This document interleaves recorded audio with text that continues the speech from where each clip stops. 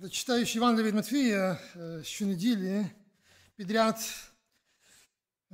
сьогодні дійшла черга до 24-го розділу Євангелія від Матвія,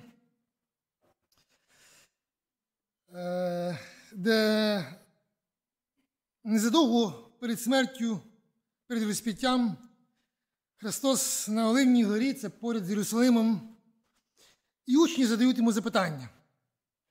24-й розділ Євангелія від Матвія, вірш 3.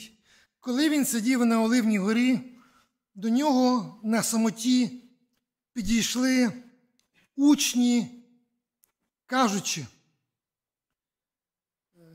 скажи нам, коли це буде і яка ознака твого приходу та кінця віку. Ось таке запитання. Господи, ти пророкуєш про якісь такі незвичні події. І ми розуміємо, що це пов'язано з кінцем земної історії, з твоїм приходом. А скажи нам, які ознаки будуть передувати цьому кінцю земної історії? І далі записана відповідь Ісуса Христа. Ця відповідь займає по об'єму найбільше віршів, тобто це найдовша відповідь, коли Ісус Христос дав на яке-будь запитання, яке записано в Євангелії. Читаючи Євангелія, ми бачили, як частенько Христа щось запитували, і Він відповідав. Але ось на це запитання найдовша відповідь. Відповідь, яка займає 2 розділи. От наступний розділ, цей розділ і наступний, 24-25, це відповідь Христа на це запитання. Сьогодні ми зачитаємо тільки невелику першу частину його відповіді. І зразу ж я наперед повідомлю, що ця відповідь дає нам не стільки якісь особливі признаки, щоб ми могли виреагувати: о, Господи, ось ти зараз прийдеш.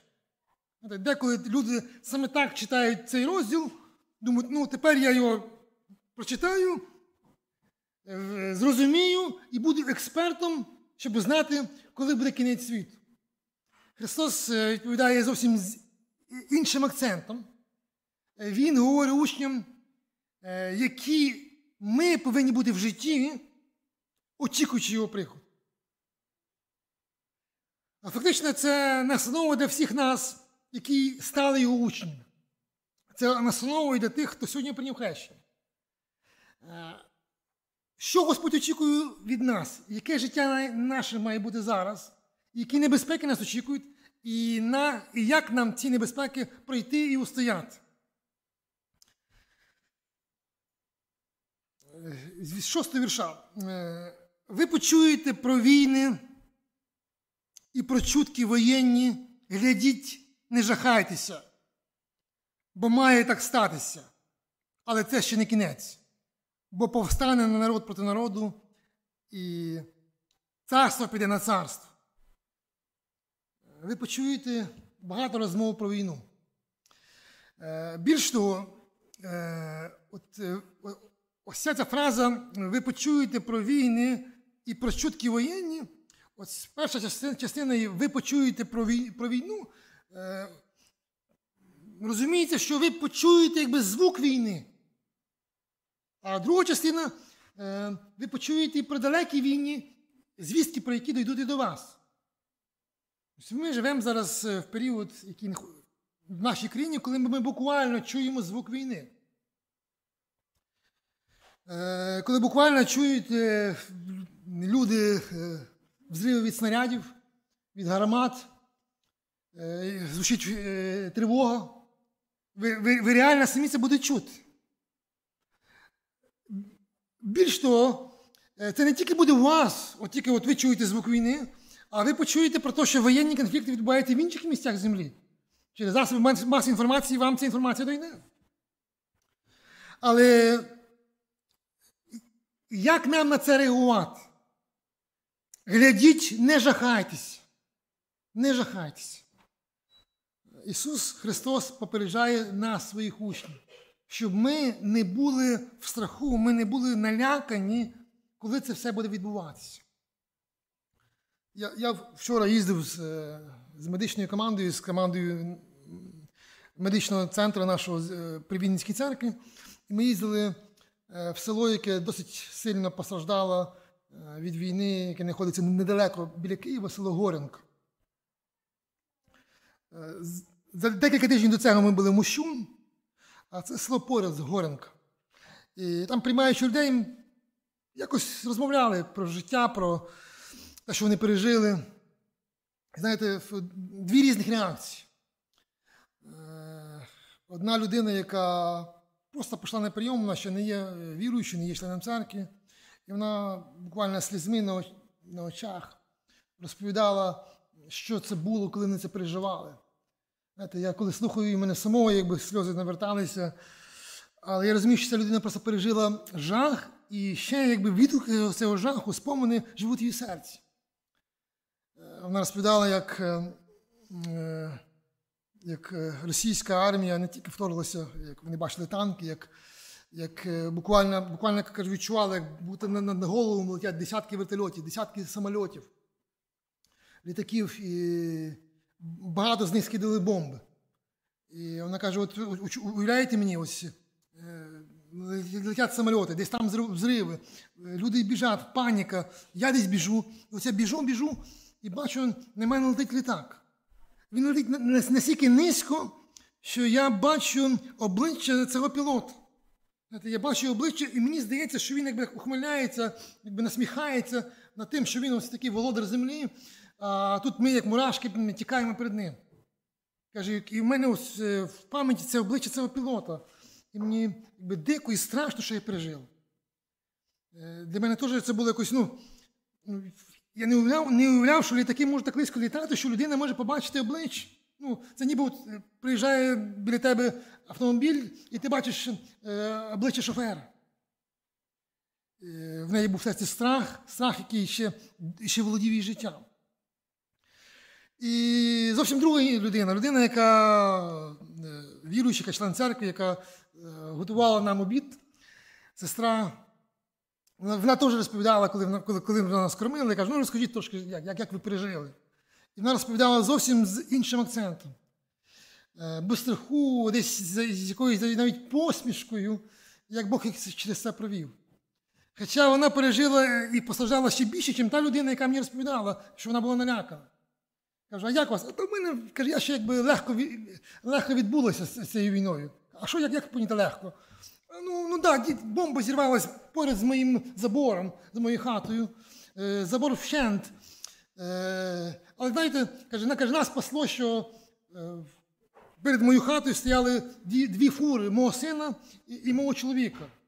І ось вони взяли перший удар цієї волни на себе, і ці фури були повністю знищені. Каже, одну ми відремонтовуємо, а інші навіть не знають, чи вийде відремонтувати. Каже, а далі?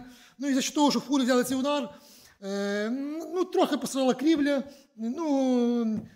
побиті всі вікна, стеля повідлуплювалась там десь місцями. Але, слава Богу, ми всі живі, і ми зараз це встановили, і все нормально. І вона рада, що Бог спас, і що вони так легко постраждали. Не було ніякого страху. Господь говорить нам, не жахайтеся. Люди в світі будуть лякатися різними цими незгодами і бідами, які будуть наростати, але ви будьте спокійні, знаючи, що ваше життя в Божих руках. Що ви йому довіряєте, і він знає, як вас провести. Не лякайтеся. Ще одне, що буде визивати в нас тривогу, і ми не повинні лякатися. Ісус далі продовжує. І буде голод, і пошесті, і землетруси в різних місцях, та це все лише початок страждань. Буде голод. Якщо є війни, то так чи інше це зменшує кількість харчів, зменшує можливість їх постачання. Навіть в нашій країні, яка досить багато і родюча, стільки полів згоріло, яка навіть небезпека більше не в тому, що ми будемо менше подавати продуктів, нам вистачить, а тих продуктів, які очікували, що отримують від українців в різних країнах і в Африку, проблеми їх доставить. І є люди, які не вистачає, не вистачає,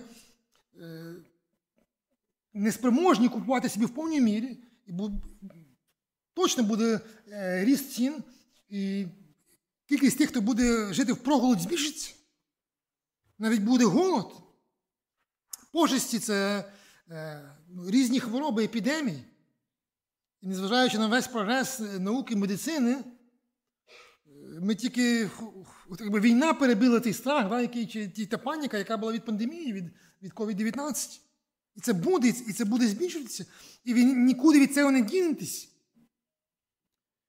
І землетруси в різних місцях. В різних місцях. Це говорить про те, що це не в одному місці. А це буде, як та епідемія була в різних місцях. Так само всі ці небезпеки, ми будемо про них чути, і вони будуть нам дошкуляти. Не жахайтеся. Пройдіть спокійно через це життя, знаючи, що Бог все контролює. Ось тут є ця фраза, ніби як заспокоєння. Ось. Та це все лише початок страждань. Буквально оця фраза початок страждань, початок родових страждань. Коли от жінка має болі, але ці болі говорять про те, що ось будуть роди і народиться дитина.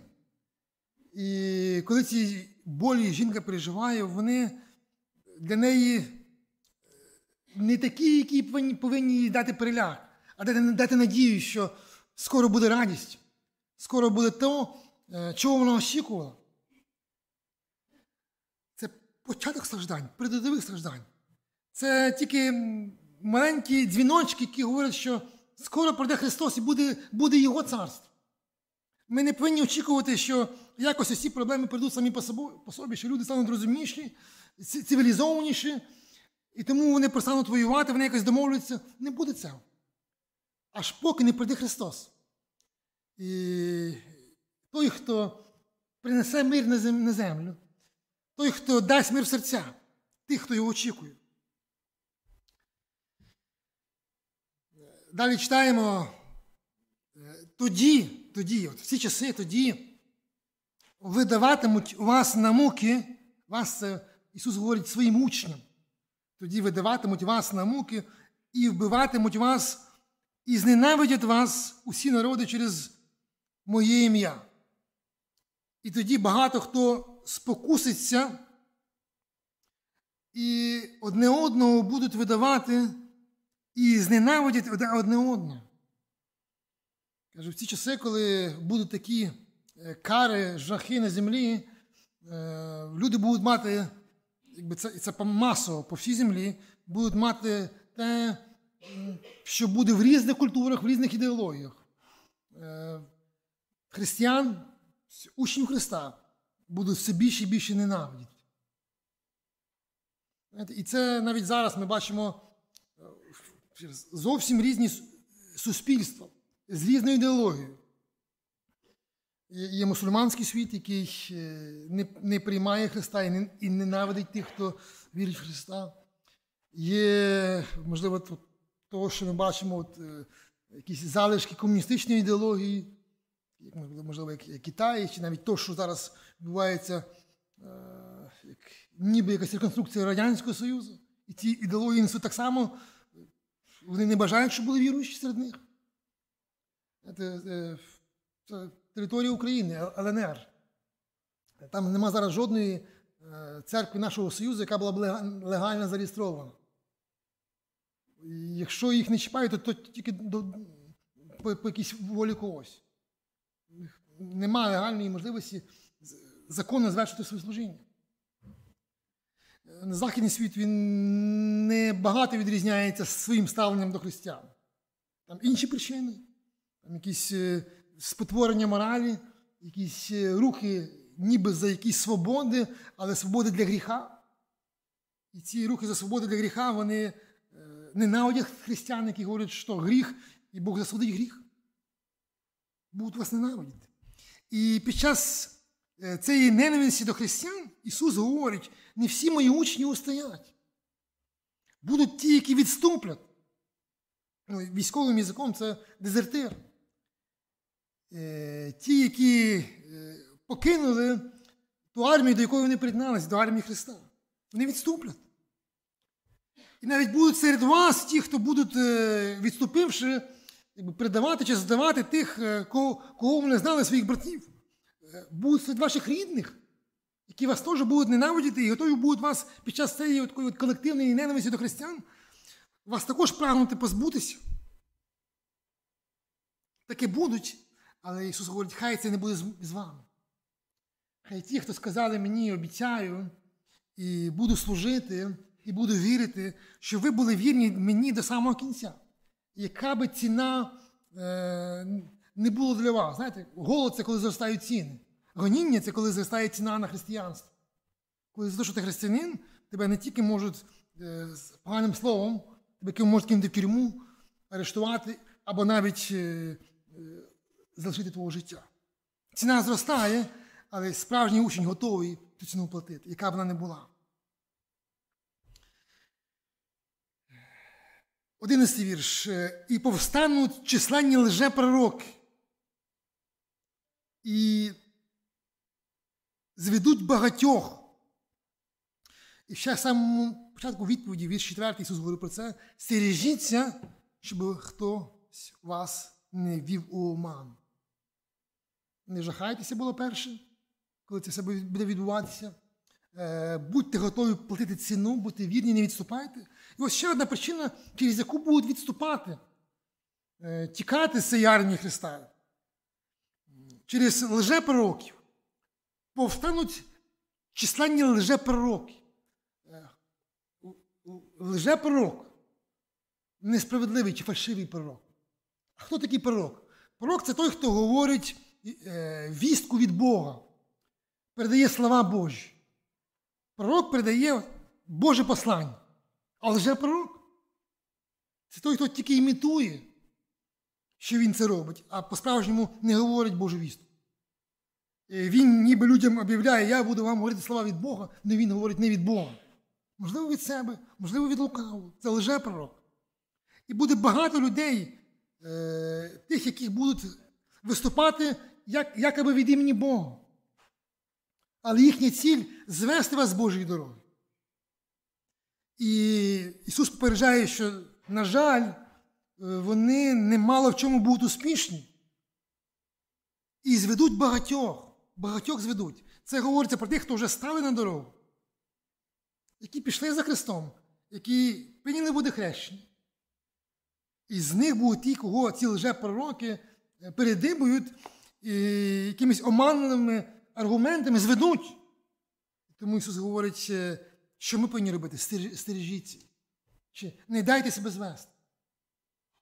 Залишіться вірні Христу і Його Євангелію. Стережіться.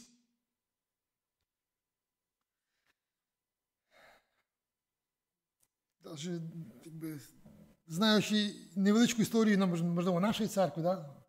Ми не так давно святкували 30 років, і були ті, хто, прийнявши водне хрещення, просто лишили зібрання, тому що їм зустрілися ті лжепророки, які їх переконали. А навіть причина в тому, що вони дали себе переконати. Вони захотіли себе дати переконати. Їм сподобалось то, можливо, інший шлях, вже не вузький, який їм запропонували. Стережіться. Вірш 12. «І через поширення беззаконня охолоне любов багатьох. А той, хто встоїть до кінця, буде спасенний». Через поширення беззаконня. Ось це беззаконня, яке буде в світі наростати, з кожним поколінням і наростає. Гріховність збільшується. І ось ця гріховність, яка збільшується, це якби антилюбов, егоїстична любов, любов до гріха, вона буде зменшувати справжню любов. Знаєте, це як в сім'ї, в суспільстві це як велика сім'я. Якщо в якійсь сім'ї, в окремій сім'ї появляються гріховні вчинки, якась аморальність, в тій сім'ї любов зменшується або взагалі пропадає. Там люди просто не люблять один одного. Так виникає в суспільстві. Так буде виникати. Але Ісус говорить для нас, щоб нас це не заразила, ця інфекція. Хоча багатьох заразить. Його учням каже. через поширення беззаконня охолоне любов багатьох. Серед моїх учнів будуть тих, чия любов стане набагато холоднішою.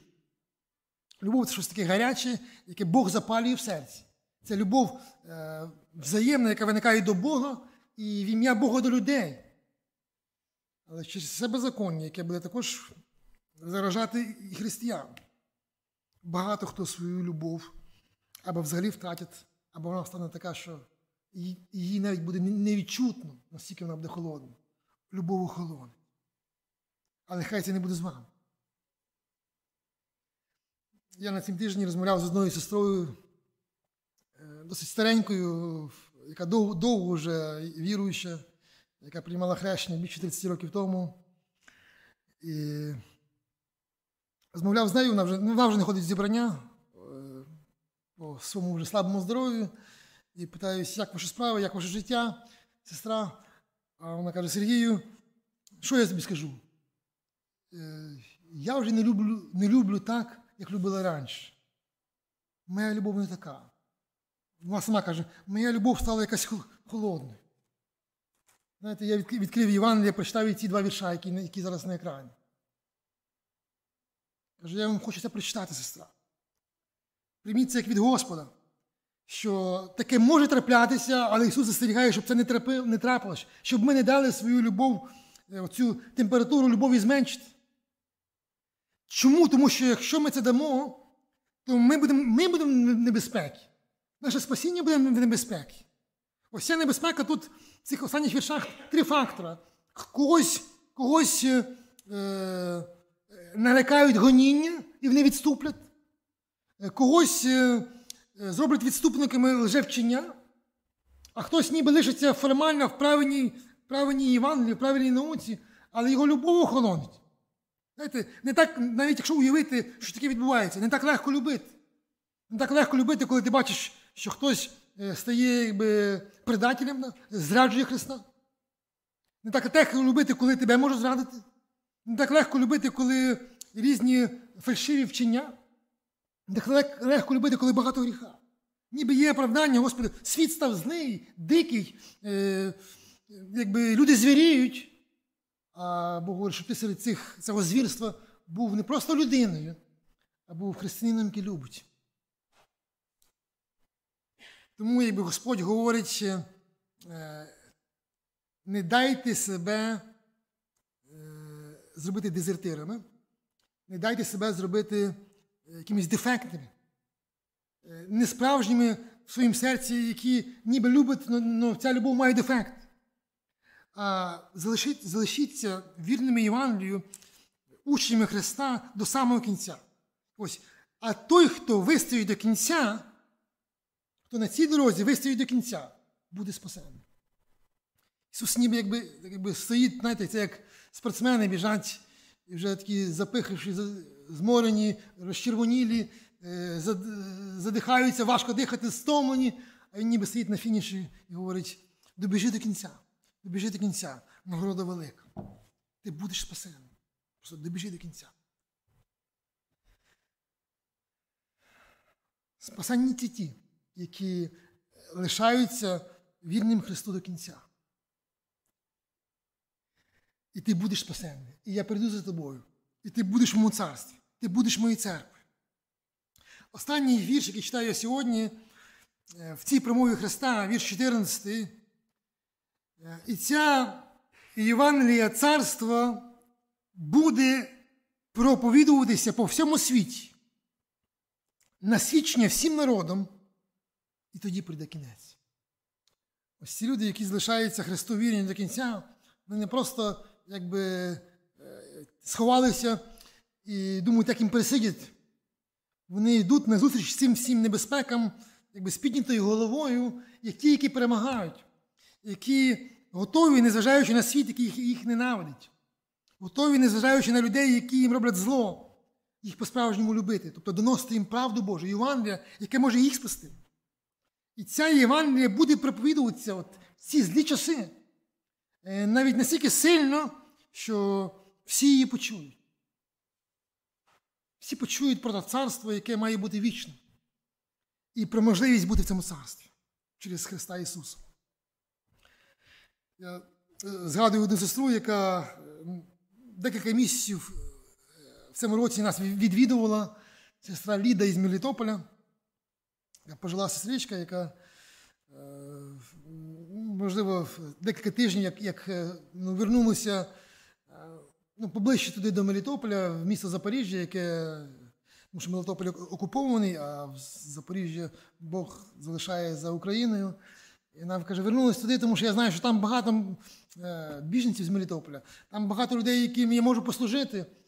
Вона і тут, я знаю, нам докучала, брати, дайте нам якісь брошури, я хочу кудись ходити, роздавати Євангелія, то пішла в лікарню, то пішла в школу, де жили переселенці.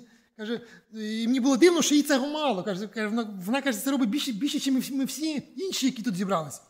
А їй це було мало. Вона каже, я поїду туди, що там робити це більше. І ось буде це Євангелія проповідуватися. До переможного закінчення, коли Христос прийде за свою церкву. Знаєте, ці слова Христа настраюють на ось таку думку. Знаєте, ми живемо якимось очікуванням, що ось ніби все минеться, і ми вернемося до нормального життя. Знаєте, щось похоже було, коли була пандемія. Ми думали, ось це все кінчиться, і все буде знов нормально. Ніби б кінчилась пандемія, настало ненормально, стало не легше. Да? Ось приблизно такі часи ми живемо. Може бути таке, що нормальне життя не вернеться. Але, знаєте, є щось краще. Ісус говорить, що Він вернеться. Він прийде, і це краще. Він не дав нам обітницю, що тут на землі якось все обладнається і буде краще. Але Він дав нам обітницю, що незважаючи на всі ці жахи, Він прийде і забере нас в місце, де буде по-справжньому добре. Де буде чудово і прекрасно, де буде і любов, де буде його царство. Але щоб бути там, ось ці слова Христа для кожного з нас. А той, хто встоїть до кінця, буде спасений. Буде спасений.